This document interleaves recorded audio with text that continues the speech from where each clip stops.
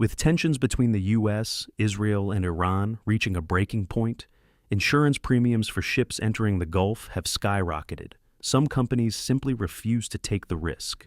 But just a few hundred miles to the east, sitting right outside that danger zone on the edge of the Arabian Sea, is Pakistan's Gwadar port. And as of today, May 11th, the game for maritime dominance in the Gulf region just took a very dramatic turn.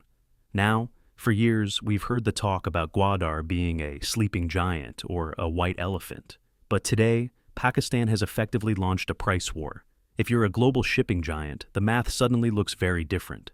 Pakistan has just slashed berthing fees by 25%. They've cut transit cargo charges by nearly a third. And the real headline?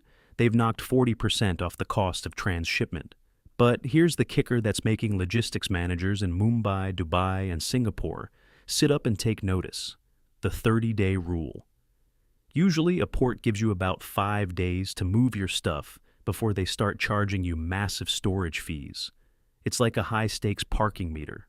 Gwadar just changed that to 30 days, 1 full month of free storage.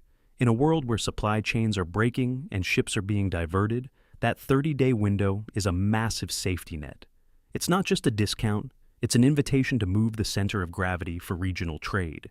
This isn't just theory or on-paper policy. We are seeing the physical shift right now. Take a look at the MV Yuan Hang Wei Ye. It's a massive vessel that was supposed to be deep inside the Gulf. Instead, just today, it docked at Gwadar.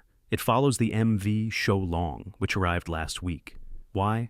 Because these ships are carrying cargo destined for places like Kuwait and Abu Dhabi, but they don't want to run the gauntlet of the Strait of Hormuz. They are dropping their cargo at Gwadar, outside the hot zone, and letting smaller feeder ships or land routes do the rest. The Gwadar Port Authority is reporting that April was a record-breaking month for these diverted ships. What we're witnessing isn't just a temporary detour, it's the birth of a new logistical reality. For the Indian audience watching the development of our own corridors and ports like Chabahar, this shift in Gwadar's activity is the new great game, playing out in our own backyard. So, what does this mean for the rest of 2026? Gwadar is no longer just a dot on a map or a project for the future. By combining aggressive blue economy pricing with the unfortunate reality of the Hormuz crisis, it's positioning itself as the region's insurance policy. While the world watches the warships in the Strait, the smart money is watching the cranes in Gwadar. With 40% discounts and a month of free storage, the question isn't whether Gwadar can compete, it's how the other major ports in the region will respond to this sudden, massive undercut.